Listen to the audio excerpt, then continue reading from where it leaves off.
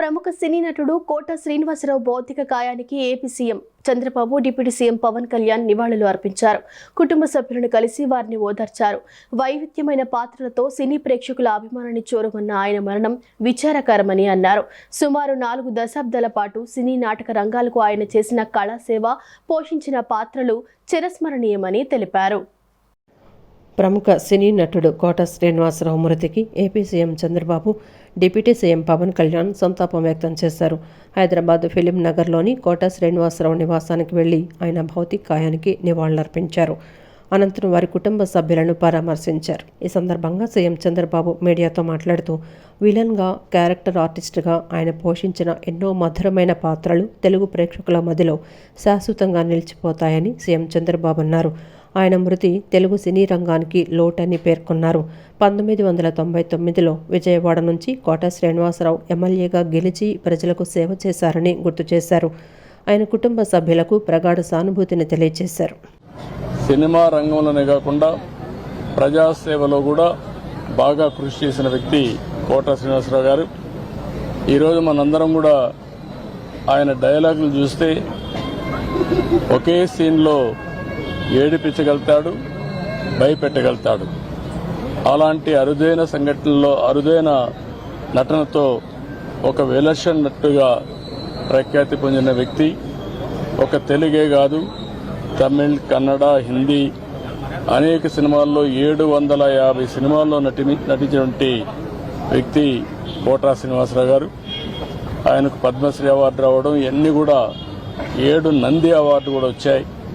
ఈ విధంగా అనేక అవార్డులు కూడా వచ్చాయంటే ఆయన చేసిన కృషి, ఆయన యొక్క ప్రతిభే కారణం. అలాంటి ఒక మంచి నటుడిని తెలుగు రాష్ట్రాలు కోల్పోవడం చాలా బాధాకరం. చలనచిత్ర పరిశ్రమ కోల్పోవడం చాలా బాధాకరం. అలాంటి వ్యక్తి పట్ల నా మరణం పట్ల నా ప్రగాఢ సానుభూతి తెలియజేసుకుంటూ, వారి కుటుంబ సభ్యులకు నా ప్రగాఢ సానుభూతి తెలియజేస్తూ, వారి ఆత్మకు శాంతి కలగాలని భగవంతుడు మనస్ఫూర్తిగా ప్రార్థిస్తున్నాను. అనంతరం డిప్యూటీ సీఎం పవన్ కళ్యాణ్ మాట్లాడుతూ, తెలుగు చిత్ర పరిశ్రమలో విలక్షణమైన నటనకు చిరునామాగా నిలిచిన కోట శ్రీనివాసరావు తుదిశ్వాస విడిచారని తెలిసి తీవ్ర ఆవేదనకు లోనయ్యానని అన్నారు. ఆయన ఆత్మకు శాంతి చేకూరాలని భగవంతుణ్ణి ప్రార్థిస్తున్నానని చెప్పారు. తెలుగు తెరపై ప్రతి నాయకుడుగా, క్యారెక్టర్ ఆర్టిస్టుగా విభిన్నమైన పాత్రలు పోషించారని అన్నారు. తెలుగు భాష యాసపై ఆయనకు మంచి పట్టుందన్నారు. ఇప్పుడు బాబు మోహన్ గారు కానీ, కోట గారు కానీ ఇద్దరు ఇప్పుడు యాదృచ్ఛికంగా వారు కూడా ఇక్కడ ఉండటం జరిగింది. అందరికీ కూడా ఒక కుటుంబ సభ్యుడు, నాకు ఇష్టమైన వ్యక్తి, ఏదైనా అభిప్రాయం చెప్పాలంటే నిర్మోహమాటంగా చెప్పగలిగే వ్యక్తి. ఆయన్ని చిత్ర పరిశ్రమ కోల్పోవడం చాలా చాలా లోటు, చాలా వెలితి ఉంది. ఇది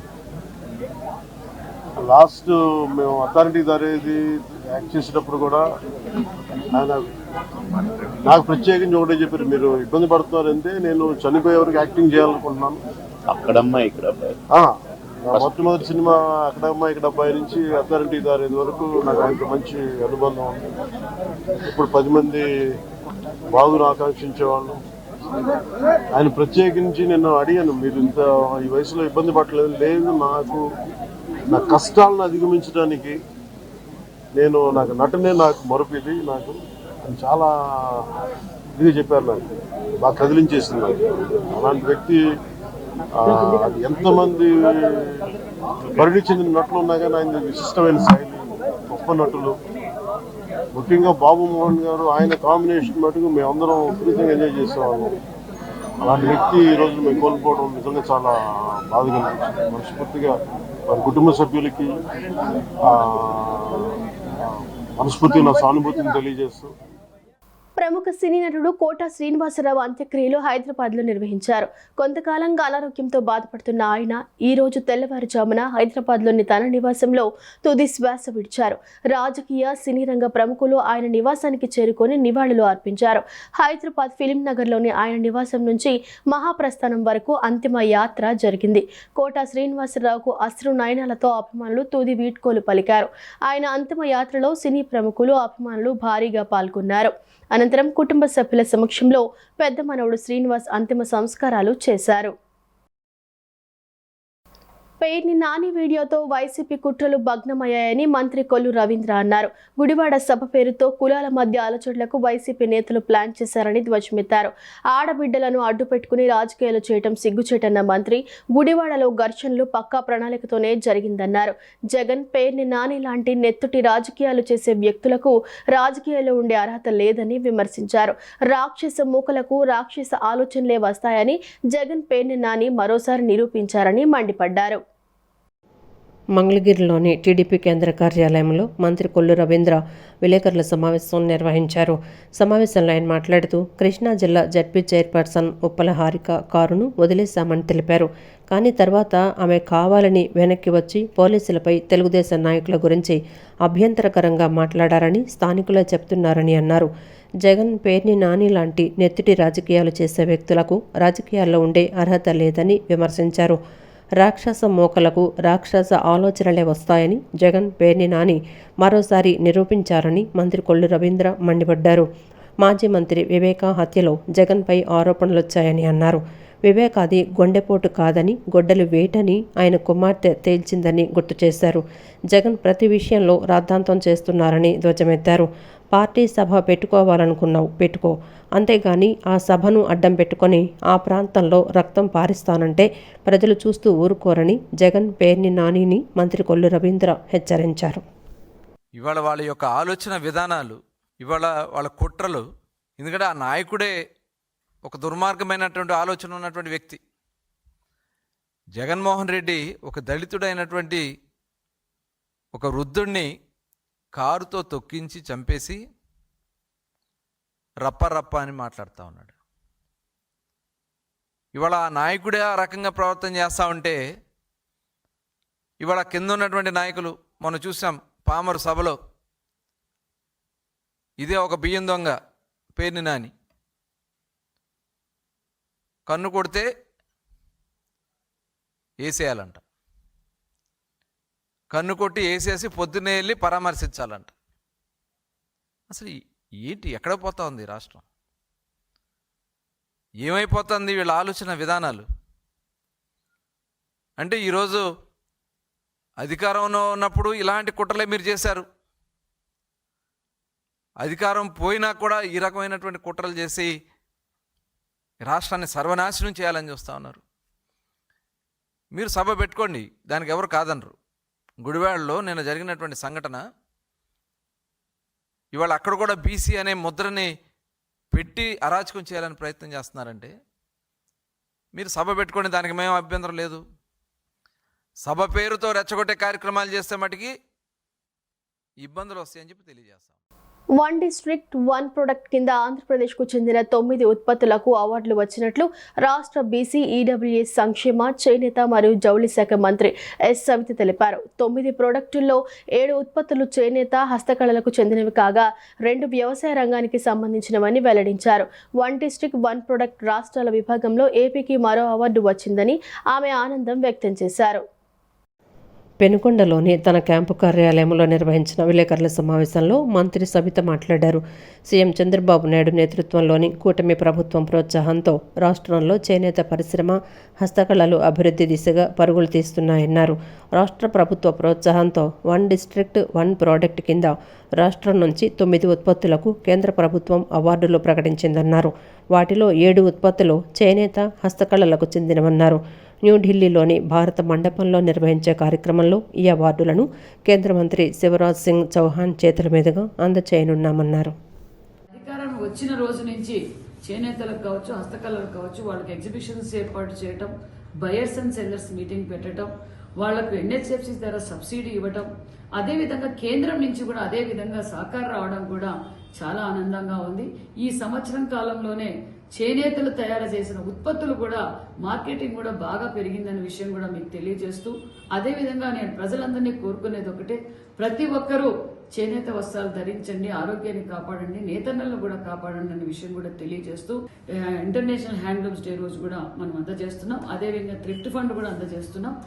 మరి చేనేతలకు మరి హెల్త్ స్కీమ్ కూడా మనం మొదలు పెడుతున్నాం. మరి అదే విధంగా చేనేతలు తయారు చేసిన ఉత్పత్తులకు మార్కెటింగ్ సదుపాయం కూడా ఎక్కువగా పెంచిపోతున్నాం. అదేవిధంగా ఆప్కో షోరూమ్ కూడా మనం మరికొన్ని ఓపెన్ చేయబోతున్నాం అన్న విషయం కూడా తెలియజేస్తూ మరి ఇది ఒక మంచి ప్రభుత్వం అని చెప్పడానికి ఇది ఒక మరొక నిదర్శనం అని కూడా మీకు తెలియజేస్తూ, ఎందుకంటే 7 అవార్డులు రావడం చాలా గర్వంగా ఉంది. అందులో నేషనల్ అవార్డు ఒకటి మనకు రావడం కూడా చాలా గర్వంగా ఉంది అన్న విషయం కూడా తెలియజేస్తూ, మరి అంతేకాకుండా మరి త్వరలోనే మన రాష్ట్రం నుంచి ఓడిఓపి ఉత్పత్తులు గుర్తింపు తీసుకురావడానికి ప్రత్యేకమైన దృష్టి కూడా ముఖ్యమంత్రి గారు మొన్నటి రోజున మంత్రి గారు వచ్చినప్పుడు, కేంద్ర మంత్రి గారు వచ్చినప్పుడు కూడా చర్చించారు.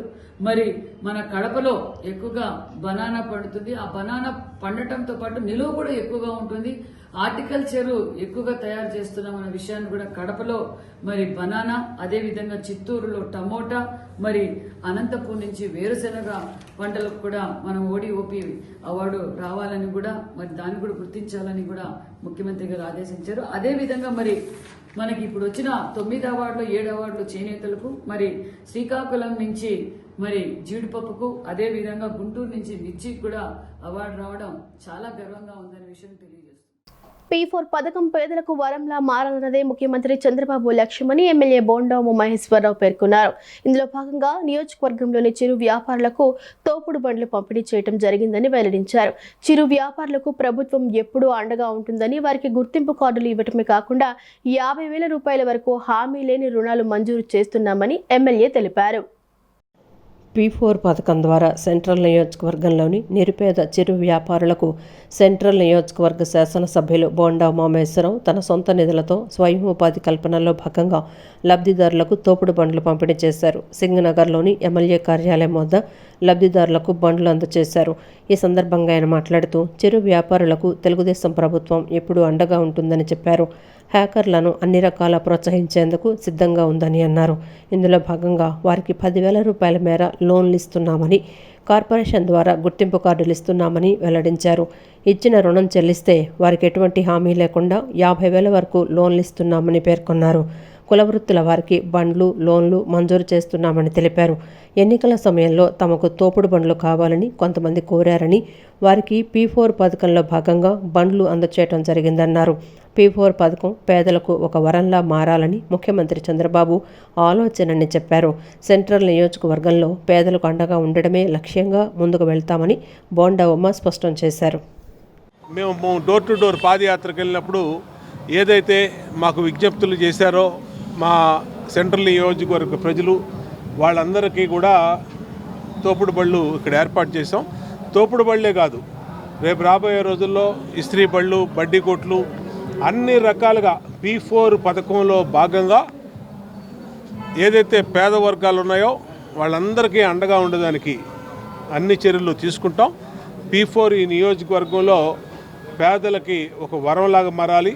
ముఖ్యమంత్రి చంద్రబాబు నాయుడు గారి ఆలోచన పేద వర్గాలకి లబ్ధి చేకూరేటట్టు, పేద వర్గాలకి మేలు చేకూరేటట్టు ప్లాన్ చేసాం.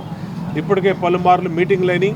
నిన్న కూడా కమిషనర్ గారితో మాట్లాడటం జరిగింది. మున్సిపల్ కమిషనర్ గారితో, ధ్యాన్ చంద్ గారితో, కలెక్టర్ గారితో మాట్లాడటం జరిగింది. మా పార్లమెంట్ సభ్యులు కేశినేని శివనాథ్ చిన్ని గారితో కూడా మాట్లాడటం జరిగింది. ఏదేమైనా సెంట్రల్ నియోజకవర్గంలో పేదలకి అండగా ఉండటమే లక్ష్యంగా ముందుకెళ్తామని తెలియజేసుకుంటూ ఈరోజు ఈ కార్యక్రమంలో పాల్గొన్నటువంటి నా పార్టీ నాయకులందరికీ కూడా అభినందనలు తెలియజేస్తాను. తమ చిత్రకళా నైపుణ్యాన్ని వెలికితీసి ప్రజలను జాగృతం చేసేలా చిన్నారులు, యువత వేసిన చిత్రాలతో కృష్ణా తీరం కొత్త శోభను సంతరించుకుందని, ఇది స్ఫూర్తి వైబ్రెంట్ విజయవాడకు తొలి అడుగు అని కలెక్టర్ డాక్టర్ జి లక్ష్మీస పేర్కొన్నారు. పెయింటింగ్, డ్రాయింగ్ పోటీల్లో కనిపించిన ఉత్సాహంతో విజయవాడ గెలిచిందని, ఈ విజయం అందించిన ఉత్సాహంతో ప్రతి వారం హరితబరం పార్క్లో సృజనాత్మక కార్యక్రమాలు నిర్వహిస్తామని ప్రకటించారు. జిల్లా అధికార యంత్రాంగం విజయవాడ నగరపాలక సంస్థ ఆధ్వర్యంలో నగరంలోని భవానీపురం హరితాబెరం పార్క్ కృష్ణా తీరంలో జరిగిన ఫ్లోర్ పెయింటింగ్, డ్రాయింగ్ పోటీల్లో 300 మందికి పైగా యువత, చిన్నారులు పాల్గొని తమ కళా ప్రతిభను ప్రదర్శించారు. స్వర్ణాంధ్ర విజన్ @2047, P4 ప్రభుత్వ, ప్రైవేటు, ప్రజా భాగస్వామ్యం విధానం, say no to single use plastic, Swachhandhra, save water, reduce, reuse, recycle, Haritandhra అంశాల్లో వేసిన వర్ణ చిత్రాలు విశేషంగా ఆకట్టుకున్నాయి. తమ చిత్రకళ నైపుణ్యాన్ని వెలుగుతీసి ప్రజలను జాగృతం చేసేలా వేసిన చిత్రాలు కొత్త శోభను సంతరించుకున్న కృష్ణా తీరం స్ఫూర్తి వైబ్రెంట్ విజయవాడకు తొలి అడుగని కలెక్టర్ డాక్టర్ జి లక్ష్మీస పేర్కొన్నారు. పెయింటింగ్, డ్రాయింగ్ పోటీల్లో కనిపించిన ఉత్సాహంతో విజయవాడ గెలిచిందన్నారు. ఈ విజయం అందించిన ఉత్సాహంతో ప్రతి వారం హరితాబెరం పార్కులో సృజనాత్మక కార్యక్రమాలు నిర్వహిస్తామని ప్రకటించారు. ఫోటోగ్రఫీ, యోగా, స్విమ్మింగ్ ఇలా వివిధ రకాల కార్యక్రమాలను నిర్వహిస్తామని, వీటిలో నగర ప్రజలు, పర్యాటకులు పెద్ద ఎత్తున పాల్గొనాలని పిలుపునిచ్చారు. భవానీ ఐలాండ్లో బర్డ్స్ ఫోటోగ్రఫీ పోటీలు కూడా నిర్వహిస్తామన్నారు. పోటీల్లో గెలుపు ఓటములు సహజమేనని, ఈ పోటీల్లో పాల్గొనటమే ప్రధానమని పేర్కొన్నారు. జిల్లాలోని పవిత్ర సంగమం, కొండపల్లి ఖిల్లా, గాంధీ హిల్స్ తదితర పర్యాటక ప్రాంతాల్లోనూ వివిధ రకాల థీమ్స్తో కార్యక్రమాలు నిర్వహిస్తామని తెలిపారు. సెలవు రోజులను చిన్నారులు సద్వినియోగం చేసుకునేలా, వారిలో మంచి ఆలోచనలు వచ్చేలా ఇలాంటి కార్యక్రమాలు దోహదం చేస్తాయన్నారు. ఈ మంచి ఆలోచనల ఆహ్లాదకర వాతావరణం స్వర్ణాంధ్ర @2047 లక్ష్యాల సాధనకు ఉపయోగపడతాయన్నారు. కేంద్రం ప్రకటించిన స్వచ్ఛ సర్వేక్షణ్ 2024 పురస్కారాల్లో విజయవాడ నగరం సూపర్ స్వచ్ఛతా లీగ్ అవార్డును గెలుచుకున్నందుకు నగర ప్రజలకు, నగరపాలక సంస్థ అధికారులు, సిబ్బందికి అభినందనలు తెలియజేస్తున్నట్టు కలెక్టర్ లక్ష్మీశా తెలిపారు. ప్రతి వారం ఏదో ఒక ఈవెంట్ పెట్టి ప్రజల్ని ఎంగేజ్ చేయాలి. వాళ్ళకి మంచి ఆహ్లాదకరమైన వాతావరణం ఇవ్వాలి. అప్పుడే వాళ్ళు మంచిగా ఆలోచించగలుగుతారు, వాళ్ళు మంచిగా పని చేయగలుగుతారు. మనం ఏదైతే విజన్ ఆంధ్రప్రదేశ్ లక్ష్యాలు ఉన్నాయో, అలాగే వికసిత భారత్ లక్ష్యాలు ఉన్నాయో, ఇది సాధించడానికి ప్రజల ఆలోచన, వాళ్ళ ఇన్వాల్వ్మెంట్ చాలా ఇంపార్టెంట్. కాబట్టి వాళ్ళని ఇలా పాజిటివ్గా ఎంగేజ్ చేస్తున్నాము. సో ఇది బిగినింగ్ మాత్రమే, ఇది ఇంకా కొనసాగుతుంది. దీనికి మీడియా మిత్రులు కూడా ముందుకు రావాలి, చాలామందికి దీని గురించి తెలియజేయాలి. ప్రతి వారం ఏదో ఒక కాన్సెప్ట్ ఉంటుంది, ఏదో ఒక థీమ్తో ముందు కొట్టి వచ్చి ఈ ప్రోగ్రామ్ చేస్తుంటాం. కాబట్టి మనం ఇవన్నీ యాక్టివిటీస్ మన విజయనగరాన్ని ఒక వైబ్రెంట్ విజయవాడగా, అలాగే ఒక వైబ్రెంట్ సిటీగా, అలాగే ఒక మంచి టూరిస్ట్ డెస్టినేషన్గా చేసి మన నగర సంపదని, మన నగర పబ్లిసిటీని పెంచాలి. ఇదే కాకుండా మీకు తెలిసే ఉంది, స్వచ్ఛ సర్వేక్షణలో కూడా విజయవాడకి మంచి ప్రెసిడెన్షియల్ అవార్డు వచ్చింది. సో దానికి ప్రతి ఒక్క విజయవాడ వాసులకి, అలాగే విఎంసీ డిపార్ట్మెంట్ అందరికీ ధన్యవాదాలు, అభినందనలు తెలియజేస్తున్నాను. బెజవాడ ఇంద్రకీలాద్రి దుర్గమ్మకు ఆషాఢమాస సారె సమర్పణ మహోత్సవం వైభవపేతంగా సాగుతున్నాయి. ఆంధ్రప్రదేశ్ బ్రాహ్మణ సేవా సంఘం ఆధ్వర్యంలో బ్రాహ్మణ కుటుంబాలకు చెందిన మహిళలు అమ్మలుగన్నయమ్మ, ముగ్గురమ్మల మూలపుటమ్మ బెజవాడ కనకదుర్గమ్మకు సారె తీసుకువెళ్లారు. మేళతాళాలు, మంగళ వాయిద్యాల నడుమ పూలు, రకరకాల పండ్లు, వివిధ రకాల స్వీట్లు, చీర సారలతో అంగరంగ వైభవంగా జై దుర్గా, జై జై దుర్గా అంటూ దుర్గమ్మ నామస్మరణలతో ఇంద్రకీలాద్రి వరకు నడుచుకుంటూ వెళ్లి భక్తులు అత్యంత భక్తి శ్రద్ధలతో దుర్గమ్మకు సారెను సమర్పించారు. అమ్మలగన్నయమ్మ, ముగ్గురమ్మల మూలపుట్టమ్మ బెజవాడ కనకదుర్గమ్మకు ఆంధ్రప్రదేశ్ బ్రాహ్మణ సేవా సంఘం అధ్యక్షుడు కోనూరు సతీష్ శర్మ, ప్రధాన కార్యదర్శి మనోహర్ ఆధ్వర్యంలో బ్రాహ్మణ కుటుంబాలకు చెందిన మహిళలు ఆషాఢమాసం పవిత్ర సారెను సమర్పించారు. మహిళలు మేళతాళాలు, మంగళ వాయిద్యాల నడుమ పూలు, రకరకాల పండ్లు, వివిధ రకాల స్వీట్స్, చీర సారెలతో అంగరంగ వైభవంగా జయ దుర్గా, జయ జయ దుర్గా అంటూ దుర్గమ్మ నామస్మరణలతో ఇంద్రకీలాద్రి వరకు శోభాయాత్రగా తరలి వెళ్లారు. భక్తులు అత్యంత భక్తి శ్రద్ధలతో దుర్గమ్మకు సారెను సమర్పించారు. అనంతరం ఏపీ బ్రాహ్మణ సేవా సమితి అధ్యక్షుడు కోనూరి సతీష్ శర్మ, ప్రధాన కార్యదర్శి మనోహర్లు మాట్లాడుతూ, బ్రాహ్మణులు అంటే సమాజం హితం కోరుకునేవారని, అమ్మవారి దయ వలన సమస్త ప్రజానీకం అష్టైశ్వర్యాలు, సుఖ సంతోషాలతో ఉండాలనే ఉద్దేశంతో ఇంద్రకీలాద్రిపై కొలువైన కనకదుర్గమ్మకు సారె సమర్పించామని తెలిపారు.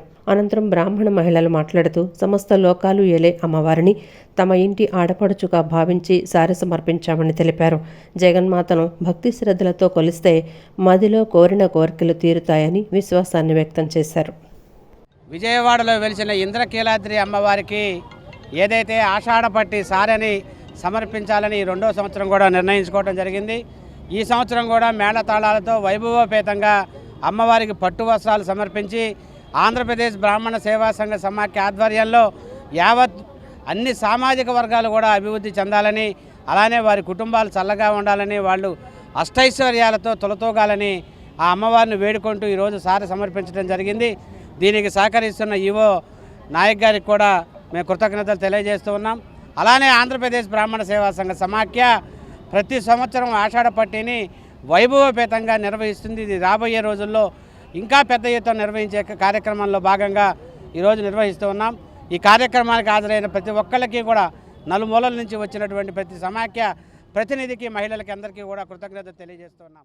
ఆంధ్రప్రదేశ్ బ్రాహ్మణ సేవా సంఘ సమాఖ్య రాష్ట్ర ప్రధాన కార్యదర్శిని ఈరోజు అమ్మవారికి సారె సమర్పించడం రాష్ట్రంలోని మహిళలకు మరియు మా బ్రాహ్మణ మహిళలకు, రాష్ట్రంలోని కుటుంబాలకందరికీ శాంతి సౌభాగ్యం కలగాలని అమ్మవారిని వేడుకుంటూ ఈ విధంగా సారే ఏర్పాటు చేయడం జరిగింది.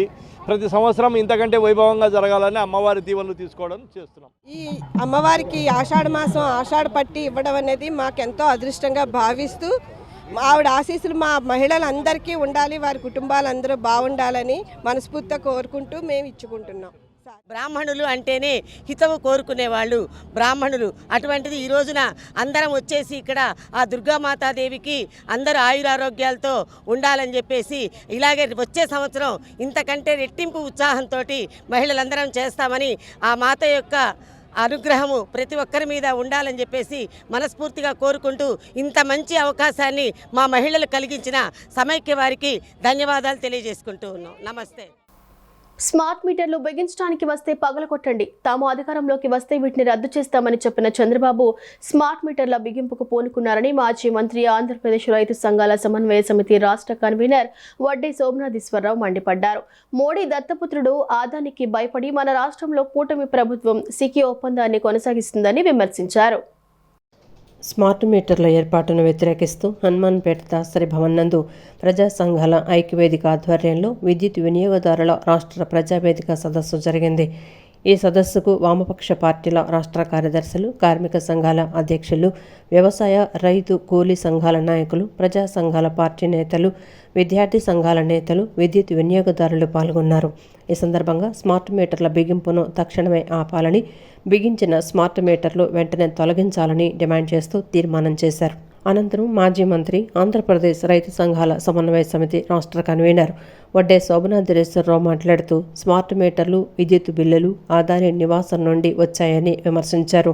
గత జగన్ ప్రభుత్వం ఆదాని నుండి మడుపులు తీసుకొని లక్షల కోట్ల భారాన్ని ప్రజలపై మోపిందన్న చంద్రబాబు ఆ ఒప్పందాన్ని రద్దు చేయకుండా కొనసాగిస్తోందని మండిపడ్డారు.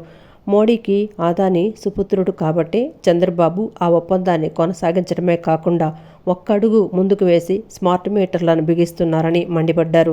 చంద్రబాబు ప్రభుత్వానికి చిత్తశుద్ధి ఉంటే సికి ఒప్పందాన్ని రద్దు చేయాలని, డ్రాప్ ఛార్జీలు, ఇంధనపు సర్దుబాటు ఛార్జీలను రద్దు చేయాలని డిమాండ్ చేశారు.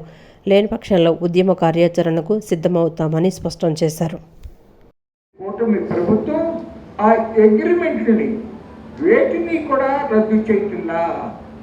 రెండోది, పబ్లిక్గా 1750 కోట్ల రూపాయలు అదాని జగన్మోహన్ రెడ్డి గారికి లంచం ఇచ్చాడు. దాని ద్వారానే ఆ అగ్రిమెంట్ జరిగింది అని నిర్ధారణ అయినా అమెరికా కోర్టులో కేసు పెట్టారు తప్ప ఇక్కడ చంద్రబాబు నాయుడు జగన్మోహన్ రెడ్డి మీద కానీ అదాని మీద కానీ కేసు పెట్టలా.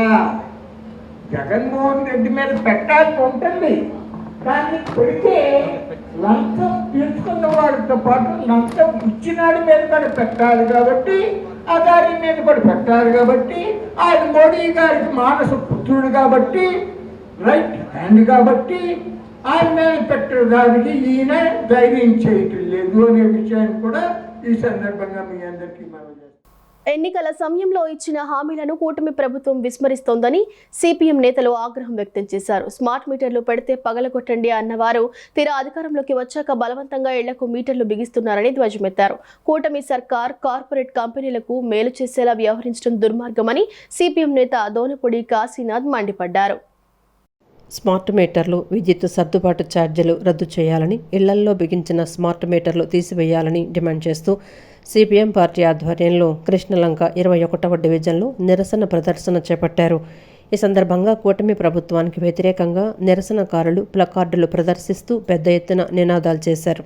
ఈ సందర్భంగా సిపిఎం రాష్ట్ర నాయకులు దొనపొడి కాశీనాథ్ మాట్లాడుతూ కూటమి ప్రభుత్వం ప్రజలపై పెను భారాలను మోపుతోందని ఆగ్రహం వ్యక్తం చేశారు. ఏడాది కాలంలోనే 15,000 కోట్లకు పైగా బిల్లులను పెంచారని ఆయన ధ్వజమెత్తారు. ఎన్నికల సమయంలో విద్యుత్ ఛార్జీలు పెంచమని హామీ ఇచ్చి అధికారంలోకి వచ్చాక విస్మరించటం దారుణమన్నారు.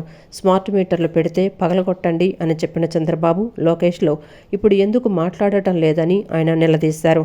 స్మార్ట్ మీటర్ల బిగింపును వెనక్కు తీసుకోకపోతే ప్రజలతో కలిసి పెద్ద ఎత్తున పోరాటం చేస్తామని కాశీనాథ్ ప్రభుత్వాన్ని హెచ్చరించారు. మాకు అవసరంలా ఈ స్మార్ట్ మీటర్, మా గొద్దిది అని చెప్పారని ఏపీసీపీ డీసీఎల్ ఆఫీసులో ఇచ్చారు. ఆ ఇచ్చినటువంటి దాన్ని కనీసమైనటువంటి స్పందన ఉంటే ఏపీసీపీ డీసీఎల్ చైర్మన్ ద్వారా నీకు సమాచారం వచ్చి ఉంటుంది. అయినా సరే ఒలకటలా పలకటలా ఆ ఒక్కటే అడక్కన్నట్టుగా విద్యుత్ ఛార్జీల విషయం మాత్రం మాట్లాడట్లా. కన్నంలో దొరికిన దొంగలాగా కమన్నాస్తిగా ఊరుకునేటువంటి వైఖరి మంచిది కాదని చెప్పదలిచాం. ఈ కూటమి ప్రభుత్వానికి ఈ రకమైనటువంటి పద్ధతుల్లో కనుక కొనసాగిస్తే ముఖ్యమంత్రి, డిప్యూటీ ముఖ్యమంత్రి, ముఖ్యమంత్రి తనయుడు ముగ్గురికి కూడా భవిష్యత్తులో సరైనటువంటి పద్ధతుల్లో ప్రజల గుణపాఠం చెప్తారని చెప్పారని తెలియజేస్తూ ఉన్నాం. తక్షణం స్మార్ట్ మీటర్ల నిర్ణయాన్ని ఉపసంహరించి ఇళ్లకి పెట్టకుండా, కమర్షియల్ ప్రాంతాల్లో వ్యాపారస్తులు అనే పేరుతో పెట్టకుండా మామూలు మీటర్లు పెట్టండి. దొంగచాటుగా వస్తున్నటువంటి ఇళ్లకు పెడుతున్నటువంటి స్మార్ట్ మీటర్ని పెట్టొద్దు అని చెప్పేసి ఇప్పటికే ఈపీఆర్సీలో చెప్పాము. మరోసారి వస్తున్నటువంటి వాళ్ళకు కూడా హెచ్చరిస్తూ ఉన్నాం, మీరు కనుక వస్తే వాటిని పగలగొట్టి పంపించాల్సినటువంటి పరిస్థితి వస్తుంది. కాబట్టి మీరు రావద్దు, స్మార్ట్ మీటర్లు పెట్టొద్దు అని చెప్పేసి ఈ సందర్భంగా హెచ్చరిస్తూ ఉన్నాం. ఎక్కడైనా పెట్టినటువంటివి ఉన్నా కూడా షాపులకైనా ఇళ్ళకైనా మీకు ఇచ్చినటువంటి సమయంలో తీసేయండి, లేని పక్షంలో మేమే తీసి పగలగొట్టాల్సినటువంటి పరిస్థితి వస్తుంది. మీరు బెదిరింపులకు పాల్పడితేనో భయపెడితేనో ఇది కుదరదు అని చెప్పేసి మరోసారి తెలియజేస్తారు. ఆంధ్ర రాష్ట్ర ప్రజలను బాధిస్తున్న విద్యుత్ భారాలను కూటమి ప్రభుత్వం రద్దు చేసి ప్రజలకు ఇచ్చిన మాటను నిలబెట్టుకోవాలని సిపిఎం పశ్చిమ నగర కార్యదర్శి బోయి సత్యబాబు డిమాండ్ చేశారు. స్మార్ట్ మీటర్ల బిల్లులతో చిన్న మధ్యతరగతి వ్యాపారస్తులు బెంబేలెత్తిపోతున్నారని, ప్రభుత్వం ఇప్పటికైనా స్మార్ట్ మీటర్లు బిగించడం విరమించుకోవాలని డిమాండ్ చేశారు. నగరంలోని హెచ్బీ కాలనీ ఎలక్ట్రిసిటీ ఆఫీసు వద్ద నిరసన కార్యక్రమం చేపట్టారు. ఈ కార్యక్రమంలో సిపిఎం పశ్చిమ నియోజకవర్గ కార్యదర్శి బోయ సత్యబాబు పాల్గొన్నారు. పెంచిన విద్యుత్ ఛార్జీలు తక్షణమే తగ్గించాలని పెద్ద ఎత్తున నినాదాలు చేశారు. అనంతరం బోయ సత్యబాబు మాట్లాడుతూ అదానీ, సెక్కి అవినీతి ఒప్పందాల వలన రాబోయే 25 సంవత్సరాల కాలంలో 1,25,000 కోట్ల రూపాయల భారం రాష్ట్ర ప్రజలపై పడుతుందన్నారు. విద్యుత్ వినియోగంపై ముఖ్యమంత్రి చంద్రబాబు శ్వేతపత్రం విడుదల చేసి రాష్ట్ర ప్రజలకు వాస్తవాలు తెలియచేయాలన్నారు. అవినీతి ఒప్పందాలను కొనసాగిస్తూ అవినీతి పరులకు పెద్దన్నగా మారాడని విమర్శించారు.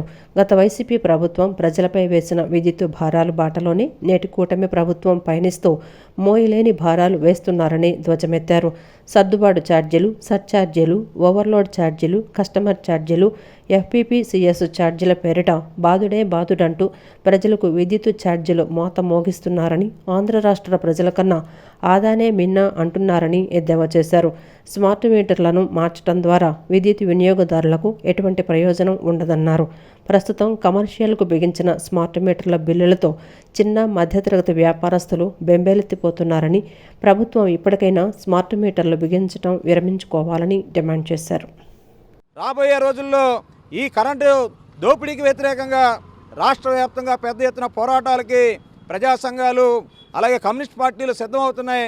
సిపిఎం రాష్ట్ర ప్రజలకి మేము చేసే విజ్ఞప్తి, మనమందరం కూడా ఈ వస్తున్నటువంటి స్మార్ట్ మీటర్లని తిప్పికొట్టండి, అడ్డుకోండి, తిరగబడండి.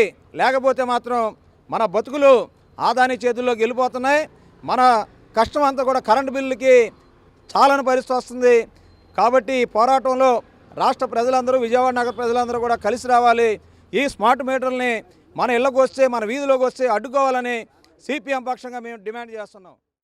చేనేత కళాకారులను ప్రోత్సహించి వారు తయారు చేసిన ఉత్పత్తులను కొనుగోలు చేసి ఆదరించాల్సిన బాధ్యత అందరిపై ఉందని హోంమంత్రి వంగలపూడి అనిత అన్నారు. ఎన్ఏసీ గ్రూప్ ఆధ్వర్యంలో దేశంలోని వివిధ ప్రాంతాలకు చెందిన చేనేత కళాకారులను ఒకే వేదికపైకి తీసుకొచ్చి ప్రదర్శనను ఏర్పాటు చేయడం అభినందనీయమని తెలిపారు. విజయవాడ గురునానక్ రోడ్డులోని ఎన్ఏసీ కళ్యాణ వేదికలో ఎన్ఏసీ గ్రూప్ ఆధ్వర్యంలో ఏర్పాటు చేసిన మ్రికండా లగ్జరీ వెడ్డింగ్ ఎగ్జిబిషన్ మాన్సూన్ ఎడిషన్కు ప్రజల నుంచి విశేష స్పందన లభించింది. ఈ 2 రోజుల ఎగ్జిబిషన్కు వివిధ ప్రాంతాలకు చెందిన మహిళలు కుటుంబ సమేతంగా విచ్చేసి చేనేత ఉత్పత్తులను కొనుగోలు చేశారు. హోంమంత్రి వంగలపూడి అనిత కుటుంబ సమేతంగా వచ్చి ఎగ్జిబిషన్ను తిలకించారు. ప్రతి స్టాల్ వద్దకు వెళ్లి ఆయా వస్త్రాల గురించి వివరాలను అడిగి తెలుసుకున్నారు. ఇక్కత్తు, పైతాని, పట్టు, ఉప్పాడ చీరలు, డ్రెస్సులు, డ్రెస్ మెటీరియల్స్ స్టాల్స్ వద్దకు వెళ్లి అన్ని ఆసక్తిగా తిలకించారు. వారు ఎక్కడి నుంచి వచ్చింది, వారు తయారు చేస్తున్న ఉత్పత్తుల గురించి అడిగి తెలుసుకున్నారు. కొన్ని చీరలను కొనుగోలు చేశారు. చేనేత కళాకారులను ప్రోత్సహించేందుకు నల్లూరి మాధవి, నల్లూరి చరిత ఆధ్వర్యంలో ఏర్పాటు చేసిన మ్రికండ ఎగ్జిబిషన్ చాలా బాగుందన్నారు. చేనేత కళాకారులు తయారు చేసిన చేనేత వస్త్రాలు బాగున్నాయన్నారు. అనంతరం ఎగ్జిబిషన్ నిర్వాహకురాలు నల్లూరి చరిత మాట్లాడుతూ గత 4 సీజన్లలో ప్రజల నుంచి వచ్చిన స్పందనను చూసి 5వ సీజన్ ఎగ్జిబిషన్ను ఏర్పాటు చేశామన్నారు. 5వ సీజన్ మ్రికండ లగ్జరీ వెడ్డింగ్ ఎగ్జిబిషన్కు మంచి ఆదరణ లభించిందన్నారు. డబుల్ ఇక్కత్తు, పైతాని, పట్టు, ఉప్పాడ చీరలు, డ్రెస్సులు, డ్రెస్ మెటీరియల్స్, ఆభరణాల స్టాల్స్ను ప్రదర్శనలో ఉంచామన్నారు. చేనేత కళాకారులను ప్రోత్సహించాలనే ఉద్దేశంతో ఈ ఎగ్జిబిషన్ను ఏర్పాటు చేశామన్నారు. నేను మ్రికండ ఎగ్జిబిషన్ ఆర్గనైజర్ని. నిన్న ఇవాళ జరుగుతుంది, బాగా రెస్పాన్స్ వచ్చింది. ఇవాళ హోమ్ మినిస్టర్ గారు వచ్చారు, ప్రతి స్టాల్కి వెళ్ళి చూసి వచ్చారు. కొన్ని స్టాల్స్లో నచ్చి వీవర్స్ని బాగా ఎంకరేజ్ చేశారు అండ్ వీవర్స్ దగ్గర కొన్నారు. అండ్ ఎగ్జిబిషన్ చాలా బాగా కండక్ట్ చేశామన్నారు. సో ఎవ్రీ ఇయర్ ఇలా కండక్ట్ చేస్తూ ఉంటాను. ఇయర్కి 3 సీజన్స్ అలా చేస్తా, ఇది 5th season. Exhibition main motto వచ్చేసి నాది వీవర్స్ని ఎంకరేజ్మెంట్ చేయటం అండి. సో అన్ని స్టేట్స్ నుంచి వస్తారు వీవర్స్ అండ్ నాకు ఖాదీ వాళ్ళు బాగా ఎప్పుడు అడిగినా కూడా వచ్చేస్తారు. అండ్ కంచి అండ్ పటోలా, బెనారస్, ఢాకా, కోట వీళ్ళందరూ వస్తారండి. పొందూరు ఖాదీ 2 రోజులు రెస్పాన్స్ చాలా బాగుందండి. ఎన్సీ సంతానం రాజ్ నారాయణ గారు వచ్చారు. మేము ఒకసారి ఫోన్ చేయంగానే ఆయన నాకు రెస్పాండ్ అయ్యి నేను ఫోన్ చేయంగానే వచ్చారు. విజయవాడ వాసులకు నోరూరించే రుచికరమైన వంటకాలను అందించేందుకు భోజన ప్రియుల జిహ్వ చాపల్యాన్ని తీర్చేందుకు గురునానక్ రోడ్లో త్రయం రెస్టారెంట్ను ఏర్పాటు చేశారు. విశాలమైన ప్రాంగణం, సౌకర్యవంతమైన సీటింగ్, మనసుకు హత్తుకునేలా అందమైన ఆహ్లాదకర వాతావరణంలో సరికొత్త డైనింగ్ అనుభూతిని కలిగించేలా తీర్చిదిద్దిన ఈ రెస్టారెంట్ను మంత్రి కొల్లు రవీంద్ర, పెనమలూరు నియోజకవర్గం ఎమ్మెల్యే బోడే ప్రసాద్ ప్రారంభించారు. ప్రజల ఆదరణతో ఈ రెస్టారెంట్ మరింత అభివృద్ధి చెందాలని ఆకాంక్షించారు. విజయవాడ నగరవాసులకు సరికొత్త రుచులను అందించేందుకు గురునానక్ రోడ్డులో త్రయం రెస్టారెంట్ను ఏర్పాటు చేశారు. విశాలమైన ప్రాంగణం, సౌకర్యవంతమైన సీటింగ్, మనసుకు హత్తుకునేలా అందమైన ఆహ్లాదకర వాతావరణంలో సరికొత్త డైనింగ్ అనుభూతిని కలిగించేలా తీర్చిదిద్దిన ఈ రెస్టారెంట్ను మంత్రి కొల్లు రవీంద్ర, పెనమలూరు నియోజకవర్గ ఎమ్మెల్యే బోడే ప్రసాద్ ప్రారంభించారు. ఈ సందర్భంగా మంత్రి కొల్లు రవీంద్ర, ఎమ్మెల్యే బోడే ప్రసాద్ మాట్లాడుతూ అమరావతి రాజధానిగా అభివృద్ధి చెందుతున్న తరుణంలో విజయవాడ మహానగరంలో త్రయం రెస్టారెంట్ ప్రారంభించుకోవటం ఆనందదాయకమని అన్నారు. ఇటువంటి రెస్టారెంట్ల అవసరం చాలా ఉందని చెప్పారు. విజయవాడ మహానగరంలో త్రయం రెస్టారెంట్ని ఇక్కడ ప్రారంభించుకోవడం జరిగింది. నిజంగా ఇది మనస్ఫూర్తిగా అభినందిస్తూ ఉన్నాము. అభివృద్ధి చెందుతున్నటువంటి ఇప్పుడు అమరావతిగా రాజధాని ఇలాంటి రెస్టారెంట్లు రిక్వైర్మెంట్ చాలా అవసరం ఉంది. ఇవాళ చాలామంది బయట నుంచి అటు నార్త్ ఇండియన్స్ కానీ రకరకాల వేరు ప్రాంతాల నుంచి కూడా చాలామంది వస్తున్నటువంటి తరుణంలో తప్పకుండా ఇలాంటి రెస్టారెంట్లకి మంచి భవిష్యత్తు ఉంటుంది. అలాగే ఇక్కడ మంచి యాంబియన్స్ కూడా వాళ్ళంతా కూడా చక్కగా క్రియేట్ చేశారు. అలాగే రకరకాలైనటువంటి టేస్టులు అందించాలి విజయవాడకి అని చెప్పి మంచి ఆలోచనతో వాళ్ళు చేశారు. మనస్ఫూర్తిగా అభినందిస్తూ మరింత అభివృద్ధిలోకి రావాలని చెప్పి మనస్ఫూర్తిగా కోరుకుంటాం. ఒక మంచి రెస్టారెంట్, మంచి ఇంటీరియర్ తోటి ఇక్కడికి రాగానే ఒక ఆహ్లాదకరమైన వాతావరణం, ఒక మంచి రెస్టారెంట్ని ఈరోజు ఇక్కడ ప్రారంభించడం జరిగింది. ఈ చుట్టుపక్కల ప్రాంతం వాళ్ళంతా కూడా తప్పనిసరిగా ఒకసారి ఇక్కడికి వచ్చి ఇది చూసి ఇక్కడున్న ఆహార పదార్థాలన్నీ కూడా రుచి చూసి ఎంజాయ్ చేయాలని చెప్పి అందరికీ కూడా తెలియజేస్తున్నా. మంచి రుచికరమైన వంటలు, మంచి చెఫ్లను కూడా ఇక్కడ ఏర్పాటు చేయడం జరిగింది. తప్పకుండా ఇది సక్సెస్ అవుతుంది. ఇది ఒక మంచి రెస్టారెంట్ అవుతుందని తెలియజేస్తా ఉన్నాం. అనంతరం ఎమ్మెల్యే బోండా ఉమామహేశ్వరరావు తనయులు బోండా సిద్ధార్థ, బోండా రవితేజ మాట్లాడుతూ ఒక ఫైన్ డైనింగ్ కాన్సెప్ట్తో కుటుంబ సమేతంగా వచ్చి రుచికరమైన భోజనాన్ని తింటూ ఆస్వాదించేలా రెస్టారెంట్ను ఏర్పాటు చేశారన్నారు. మంచి ఫుడ్ని ఎంజాయ్ చేసేటువంటి కాన్సెప్ట్తో ఈ రెస్టారెంట్ ఇక్కడ పెట్టడం జరిగింది. అంతేకాకుండా ఎవరన్నా కిటీ పార్టీస్, ఫంక్షన్స్ ఇలా చేసుకోవాలన్నా సరే ప్రైవేట్ డైనింగ్ రూమ్స్ కూడా ఇక్కడ వాళ్ళు ఏర్పాటు చేయడం, మంచి ఇంటీరియర్స్తో ఒక పీస్ఫుల్ ఎన్వైరన్మెంట్తో ఈ రెస్టారెంట్ను త్రయంని ఓపెన్ చేయడం, దానికి మేము ఇక్కడ హాజరవడం చాలా సంతోషంగా ఉంది. మిత్రులు హరీష్ వాళ్ళకి, అదేవిధంగా వాళ్ళ మిత్ర బృందానికి ప్రతి ఒక్కరికి కూడా పేరు పేరున శుభాకాంక్షలు తెలియజేసుకుంటూ వారికి ఒక మంచి బిగినింగ్ విజయవాడ ప్రజలు ఇవ్వాలని చెప్పి మనస్ఫూర్తిగా కోరుకుంటున్నాం. విజయవాడ తూర్పు నియోజకవర్గంలో నూతనంగా ప్రారంభం అవుతున్న త్రయం రెస్టారెంట్కి మా సోదరులు హరీష్ గారికి కానీ, అశిల్ గారికి కానీ, అదేవిధంగా రాజేష్ గారికి కూడా హృదయపూర్వక అభినందనలు తెలియజేస్తూ ఉన్నాను. విజయవాడ ప్రజలందరూ కూడా తప్పకుండా వచ్చి ఈ ఏదైతే నూతన రెస్టారెంట్ని చక్కని అంబియన్స్ని, అనుభూతిని అందించే విధంగా ఏదైతే రూపొందించారో తప్పకుండా వచ్చి వీళ్ళు ఇక్కడ ఆహారాన్ని అన్నింటినీ కూడా ట్రై చేసి తప్పకుండా మీ అందరి ఆశీస్సులు ఉండాలని కూడా ఈ సందర్భంగా ప్రజలందరినీ కోరుకుంటా ఉన్నాను. ఇవి అందరికీ కూడా హృదయపూర్వక అభినందనలు తెలియజేస్తాను. అనంతరం నిర్వాహకులు రాజేష్, ఆశీల్ సజ్జా, హరీష్ వల్లభనేని, రమ్య మాట్లాడుతూ విజయవాడలో ఎక్కడా చూడని ఫుడ్ వెరైటీ తమ దగ్గర ఉందని చెప్పారు. మేము ఈ త్రయం రెస్టారెంట్ అని వాళ్ళతో స్టార్ట్ చేస్తున్నాం. సాయంకాలం నుంచి అందరూ ఆహ్వానితులే. సో మీరు ఒకసారి విజువల్స్ అవన్నీ చూసుంటే the reason we started this restaurant is బయటకు వచ్చి ఫ్యామిలీతో ఒక ప్లేస్కి వెళ్ళి, నీట్గా ఉన్న ప్లేస్కి వెళ్ళి భోజనం చేసి క్వాలిటీ ఫుడ్ తిని ఎంజాయ్ చేద్దాం అనుకునే ఒక సెక్షన్ ఆఫ్ ఆడియన్స్ రావడం మానేశారు. ఇంట్లో కూర్చుని హాయిగా తినేసి అమ్మాయి అయిపోయింది అనుకుంటున్నారు. బట్ వాళ్ళందరినీ తిరిగి మళ్ళీ బయటకు తీసుకొచ్చి రెస్టారెంట్స్కి తీసుకురావాలనే ఇంటెన్షన్తో మేము ఇంత లావిష్గా ఖర్చు పెట్టి ప్రీమియంగా రెస్టారెంట్ రెడీ చేసాము. వచ్చి మీరందరూ ఒకసారి చూసి టేస్ట్ నచ్చితే తిరిగి మళ్ళీ రండి. Thank you. చాలా బాగా వచ్చిందని అనుకుంటున్నాం. అందరికీ నచ్చింది. వచ్చి ఇప్పుడు దాకా వచ్చిన ఫ్రెండ్స్ అండ్ ఫ్యామిలీస్కి అందరికీ నచ్చింది. వాళ్ళ నుంచి పబ్లిక్ కూడా ఓపెన్ చేస్తున్నాము. So at the same time food కూడా వెరీ ఇంపార్టెంట్. సో ఫుడ్ కూడా చాలా కాన్సన్ట్రేట్ చేసాం లాస్ట్ 3 months నుంచి. సో చాలా బాగా వచ్చింది అనుకుంటున్నాం. మీరు కూడా ఒకసారి అందరికీ తెలియజేసి అందరికీ రావాలని చెప్పి మళ్ళీ మళ్ళీ వచ్చి మమ్మల్ని ఇలాగే ఆశీర్వదించాలని చెప్పి కోరుకుంటున్నాను. ఇప్పటిదాకా విజయవాడలో ఎక్కడా కూడా చూసి ఉండరు, అది మాత్రం నేను ఖచ్చితంగా చెప్తాను. ఎందుకంటే ఇక్కడ ఉండే ఐటమ్స్లో అంటే మనం అందరం ఇప్పుడు చాలా హెల్త్ కాన్షియస్తో అట్లా ఉంటున్నాం.